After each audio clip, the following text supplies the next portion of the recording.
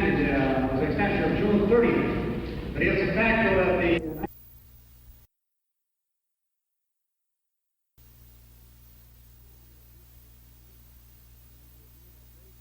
the county that's recently come in, and they've made a great drive. When I asked Reinhold Heck, how many farmers turned you down? He said, not a single one. It's just a matter of getting to these farmers and telling them the story. That's an amazing story. Dewey County, sign up without a single turn down. And I think that's true pretty generally. Farmers are anxious to join the Farmers Union, but they like to be asked to do so.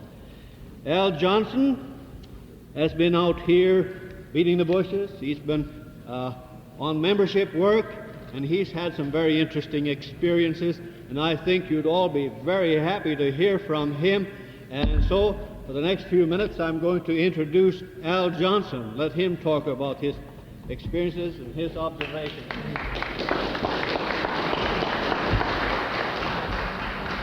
Thank you, Emil. Looking over this audience, looks like I've been in every place that you folks have been. And talking about membership, how to get it, I had a little experience. I think one of the men that I was out with in one of the counties the other day in contacting the membership. You see, when you fellows get through campaigning for a membership and then you have a few odds and ends, then you invite me to come over there to get the rest of them. Well, let me say to you, there's some people I don't want in this Farmers Union, and if they wanted to join it, I would give them the $5 back even if the state didn't like it. I'd take it out of my own pocket because it'll never do you any good. You see, I'm very honest about this thing. I'm surprised to hear about North Dakota not going out on a membership drive. They ought to be ashamed of themselves. They don't know what the fun is to get out. I don't know, Dick. You know, I never knew anything that we couldn't do a little bit better than they can in North Dakota. And we're going to show them that we can do that, too. And I hope that you have heard so much the last couple days. I hope you take it to your heart. If you've got it in your heart, there's no question I know that you will move it. Mr. Farmer, you'll go broke staying home, producing and raising, unless you start looking where you buy your commodities, where you sell your commodities, and who's doing the job for you. Nobody can tell you any better than what you've heard here the last couple of days. You've heard Paul, Emil, and I, many others. I was very happy the Secretary of Agriculture, former Secretary, is here to tell you some of the things. We've been before Congress. We've been on there before the Senate Investigating Committee, before grand juries, and everything else. The easy way for some of us has been to take the easy road. We have many, many nights we have never slept, and we did that to fight for the American farmer. Will you do your share? Haven't you got some neighbor who will go out and do a little work for himself? I was over there with Ronnie Heck in Dewey County. I find it a lot easier to go into a county where they haven't had Farmers Union member before.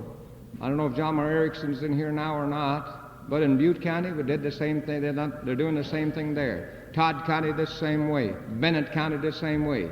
I hope that someday North Dakota will invite me to go over there to sign up Farmers Union members. So that's those that you haven't got, Dick.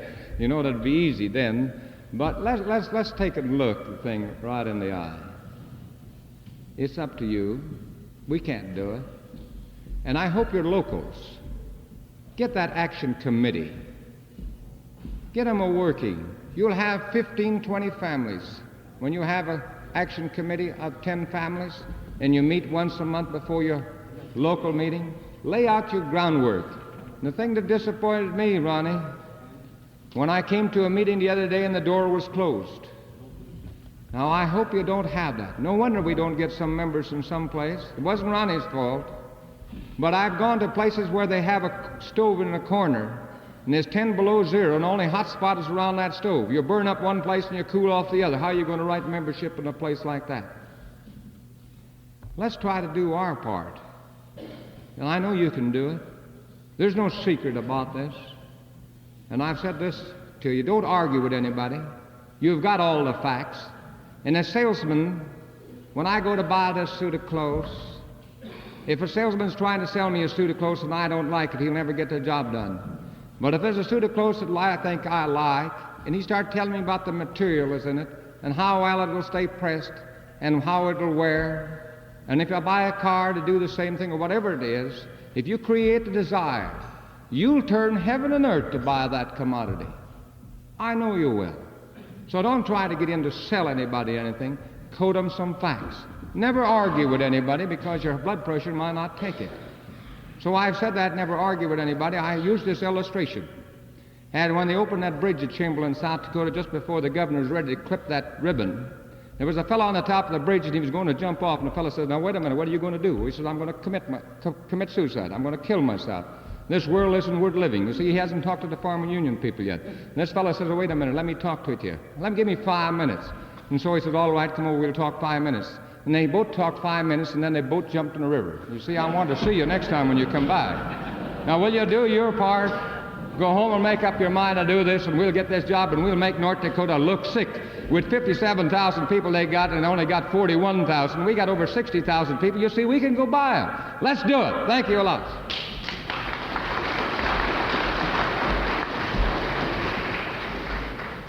Oh, I'm sure Al Johnston is not going to get discouraged. He's going to be right in there pitching, building membership in the Farmers Union. I've asked our good friend from North Dakota to tell us just how they've been able to build such a large membership in North Dakota. They've got mechanics up there that work.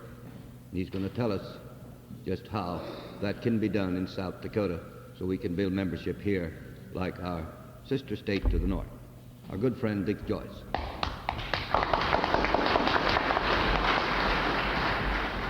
Thank you again, Mr. Upsall. It seems that after these 2 days of about the most intensive education that I've ever had the privilege of attending, that anything I might say would be an anticlimax. I would like to say first, however, in connection with membership, that I said, and if it was recorded, I'm sure that I did say this, that the last 3 years we've not conducted a statewide cash membership drive. That means that every local community and every county where there's a blank spot, they're still expected to conduct a cash membership drive where there is no cooperative or no cooperative that checks dues or no insurance agent. However, last year, the largest membership we ever had, 41,354 families, only 3,800 of them paid their dues in cash, 8.5%. The balance of them were checked off through an elevator, an oil company, a store, or a creamery, or some other cooperative, or paid their dues in connection with farm property, automobile, farm liability, or hospitalization insurance. We do feel, and I don't mean to come down here as a Billy Sunny to say, don't do as we do, do as we tell you. We do feel we've got it licked. We're watching it with vigilance, because if it ever starts to slip, we're going to have to lay aside the work we're trying to do now and go back and get membership. The journey of 1,000 miles begins with the first step, and the first step is membership in this day of organization. And you've got to have and maintain membership. And number two, if you're to have an effective organization, and perhaps it should be number one, or both of them number one, you've got to have funds in the organization to carry on an expanding program. We've been hearing a lot about expansion in our economy the last few days. We've got to have expansion in our Farmers Union, the one grassroots, progressive, militant organization in America, if we're to keep pace at all with this expanding economy here at home and around the world. And it means membership and it means income in order to be able to do these things. Where do we get it? We're not in business as a state organization or a county unit or a local, but the cooperatives that are owned by these same people who are members of the Farmers Union have, by democratic action in the bylaws of their cooperatives, put the dues check-off provision in those cooperatives and the 5% educational fund provision. You're the same people that own them both, and it's an instrument for building security for the family-type farmer. Now, if we've got membership, and if we've got some funds, then it becomes the responsibility, I think, of your state union and all of the folks in the so-called educational program not to draw a line and say this is as far as the educational worker goes and this is as far as the co-op field man goes, but there are certain boundaries and they're mingled and overlapped. But we've got the job now and we're trying to do it, and it's a tougher job than membership, believe me. And that's to get participation 100% from those folks that we have in the organization. And these fellows in the panel this morning were talking about it. Look, the Central Exchange has had the greatest year in its history, and we're all proud and thrilled. $50 million business with 41,000 families in North Dakota who've got their feet wet by paying their dues, taking the first step. We could have $50 million business in the Central Exchange out of North Dakota alone from our Farmers Union families alone, if we had participation. And you could do it too. You got more families, as Al just admitted, farm families. GTA, with its fine record of 100 million bushels of grain a year, averaging the good years and the bad years, and it's only 15 years old. We could have that easily in a normal crop year out of North Dakota Farmers Union membership alone, and let the other 25% bobble around wherever they want to until they finally learn their lesson. Creamery's the same thing. Sure, we got 28 or 9,000 people in North Dakota who carry their automobile insurance in the Farmers Union. But I haven't seen a team and buggy on the road for the last 10 or 15 years. The rest of them have got vehicles and they got insurance in our state. They got to have it. Where are they getting it? Our farm property insurance, the same thing.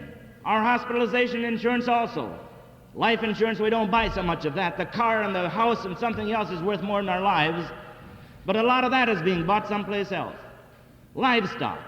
Farmers Union Livestock Association, or Farmers Union Marketing Association, now it's called, in West Fargo, while it's the biggest of the 6 commission firms operating there, last year handled only 26 and 5800% of all the livestock that came in there, with 3 out of 4 farmers in North Dakota belonging to the Farmers Union. I'm taking it out on the North Dakota farmers, not on South Dakota at this moment. And that's a big job. Now, I'm sure not from anything I've said on these many appearances that you're going home with the most congested 2 days of education that you've ever had perhaps in your experience. You're a part of 20,000 or however many families belong to the organization. You're a part of 60+ thousand farm families in North Dakota. There were more than 500 people here at the peak of your crowd, but perhaps 500 families were represented. If there are 65,000 farmers in this state, then about 1 out of every 130 farm families were at this meeting. And when you get back home, you're going to feel pretty thin out there. It's going to be the same surroundings that you left a day or two ago. You're going to need the inspiration, which I hope will carry through for a long enough time until you have another meeting like this, to continue that work and feel it's worthwhile with the great odds that are against you, the great challenges before you, and the great stakes that are ahead, in determining whether or not you and your family are going to be able to have some security on that piece of land and a decent standard of living and some hope in your lifetime or your children's or our grandchildren's for some peace and security in this world. And this organization is the means by which this basic industry, this pure democratic organization, the real believers in democracy, have got a terrific responsibility. And you've got a bigger responsibility than those who aren't here, those whom you represent in the organization, and those who are farmers and not yet in the organization. And besides that, all the people in South Dakota and North Dakota who no longer live on the farms, in carrying this message to them in the great honesty and sincerity that farm people always do. And if we'll just put together these devices, it's like the combination on a safe. We know the numbers. We turn right to 33 4 times and we turn left to some other number, but we forgot the combination. But if we've got the combination of membership and some income and some program through cooperatives and some program through legislation, and we remember the sequence and get that combination together, we can unlock the greatest treasure that humankind has ever known since the dawn of civilization. We've got it in our hands more than any other group. The first step is that membership, that signing up on the dotted line, and again next year, and the next year, and the next year, so that we can maintain this membership. And perhaps the most important part of our entire organization, within that membership likewise, is that our young people, whether they stay on the farms or not, they're going to be increasingly dependent perhaps for food on their table wherever they live and whatever they do, to have a knowledge of some basic economics, have a knowledge of organization, because wherever they go, they're going to be a part of an organization whether they like it or not, or wither as individualists in an organized society.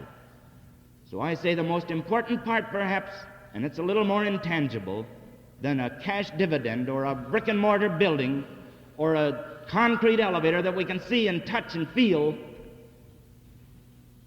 is imparting to our young people, and it doesn't matter how young, an understanding of some of these basic principles, so that whether they stay on the land or not, that they're going to have that grassroots knowledge to take with them wherever they go, and that they won't have to waste in our state 27 or 8 years building this far, and I suppose as many years in your state to get this far, that they'll be in a better position than you were to keep pace with this rapid acceleration that's taking place, so that we won't disappear as family type of agriculture from the face of the earth.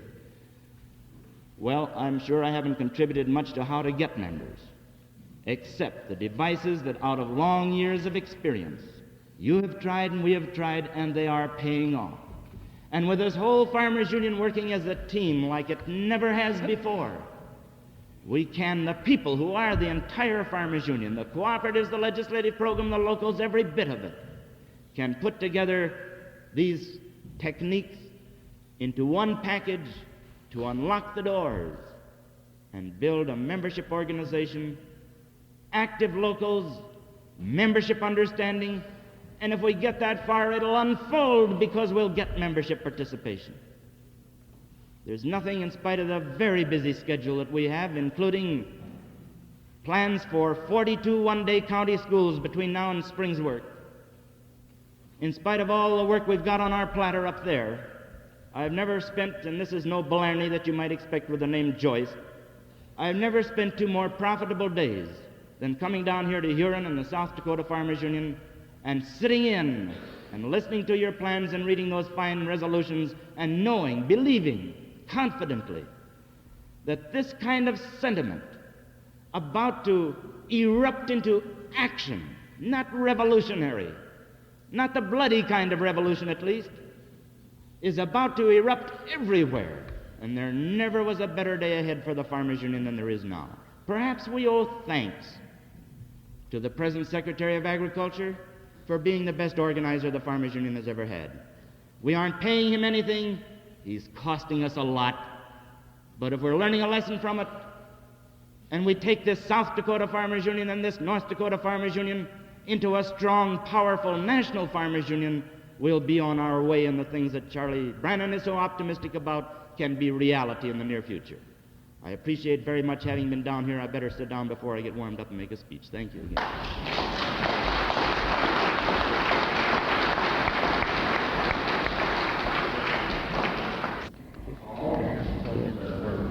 Yes. I brought to the conference here, and this is my organization, but I thought I would be speaking for everyone that's attended this. I'm sure if I said it was greatly appreciated our state organization has done in bringing this conference to us, and for bringing such outstanding speakers, fine speakers with valuable information to us. Thank you. Well, I'd like to ask one question. Maybe it's my fault. I don't know. But I'm from the county. You probably know that's back on the news. Now, we tried to hold a meeting. We called a meeting. We sent out postcards, advertised it there. And when we get down to a meeting where we should have 50 or 60, we get probably 25 or 20. And we try to get members. Well, I did not carry them. And fortunately, we had 2 locals in the county. Three locals, I think, better part. That's in the county that's actually getting the job done. But I'm in the east side of the county, and we've got a mixed population. And we've got a mixed church group. And we've got mixed nationalities in those territories that actually live in. Now, one way, if I can get those people to come together, I think we'll go out and get married. Now, they said, sure, we'll go out and get married, but you guys won't go on with it. Well, I've got a 900-acre farm out there, and I've got to do a little work for myself. I can't be out there doing now. What am I going to do to get that membership? I find that quite statewide. But listen, have we tried to utilize every mechanic and every vehicle that we might have to stimulate interest in the community as far as our Farmers Union activities are concerned? I think perhaps that we better do some heart searching right close at home. Now, as chairmen of locals and county organization, Do you try to carry on the entire activities of your organization alone as the elected president of your county or local? There are provisions made where you can appoint helpers. You can seek to encircle many people in the many jobs that we have to do in the Farmers Union, and that's known as the Action Program. I find that in locals and county organization, where the elected officials takes upon themselves the responsibility to talk to people in his local or in his county organization to help him, and the secretary to stimulate interest and to help create programs and to help gather in preparations for a program that will make it interesting so that the people will come to your local meetings. I know many instances where the local president, and in counties also, where they alone seeks to do this job and it just can't be done. That's why we have the privilege and the prerogative as elected officials to get our action officials appointed and seek to inspire them to help us in this job. I know it's a tough job, but I think if we present the program and seek to do the things to make our meetings interesting, it's going to help to draw crowds and to create interest in our communities. We know it's a problem. We sympathize with you. That may not be the answer in your case. You may have, as you say, various different factions in your community, many different beliefs maybe, but nevertheless, they must realize that regardless of what the factions are, their problems are just as vital and as important to them as any other faction as far as agriculture and maintaining the gains that we have made in the past years. You got anything to add to that, Amy?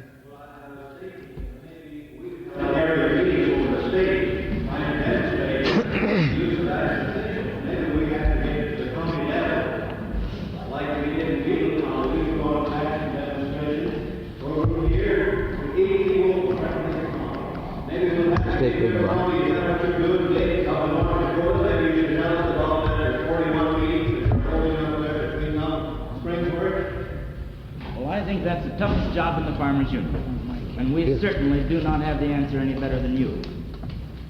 I think you can hear it, can't you? There are a few little factors.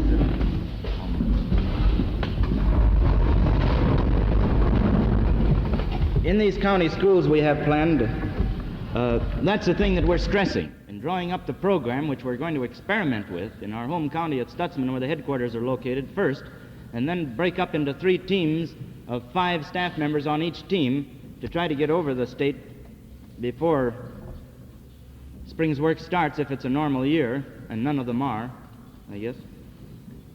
We're devoting 2 or 3 hours out of the 6 hours of these meetings to breaking up into groups of presidents, vice presidents, and organization secretaries or directors in one group, local secretary treasurers and publicity secretaries in another group, co-op and legislative secretaries in a 3rd group, junior and reserve leaders in a 4th group, and program directors and recreation directors in a 5th group, with one of this team meeting with each of these groups. And then we hope, if there's time during that short session, to have one out of each of these groups, the 6 to 8 or 10 action officials, right there on the spot, get up in front of the rest of them and plan a model local meeting. Not necessarily a model, but plan a local meeting and see if that's going to work. And maybe it won't. It is the toughest job in the Farmers Union. That's right. There are such little things, if I may take just one more minute, Paul, such as starting on time. I'm sure this isn't true of your locals, but we've got locals that just, boy, is it? Not only not starting on time, but when they get them started, some of them can't stop. It's important to stop on time, or stop sometime, anyhow. We have used in our building, it's a very small film library, but watch that one, it can be overdone, and they get so dependent on that as they become dependent on speakers that they can't get along without them. And they've got to someday get along on their own power. You have 500 locals, we have around 700 or 750. We can't possibly spread ourselves so thin as to get around to all of those locals even once in every 3 or 4 years. They've got to develop some of that leadership. We've suggested that they get folks in the counties, such as with this accident rate, get a local patrolman out for a feature, perhaps at a meeting, or maybe a county nurse, or PMA, and Fish and Game, any number of people they can get, and to use the bulletins. And we have one type of cooperative emphasized in each monthly bulletin, besides legislation, of course. So 7 months out of the 11 bulletins we issue, we skip August, there's one type of cooperative stress. This month it's oil companies and the exchange, because it's that time of year of the annual meeting. And I don't know what you're doing on that, and perhaps much better than we, and if you are, doggone it, don't keep it a secret. I'd just like to say finally that on this membership thing, Al, you've got more farmers, and when the day comes that you've got more farmers union members than we have, we'll meet you at the state line on 281 and take off our hats to you. Appreciation to the distinguished people who have taken part in our two-day conference.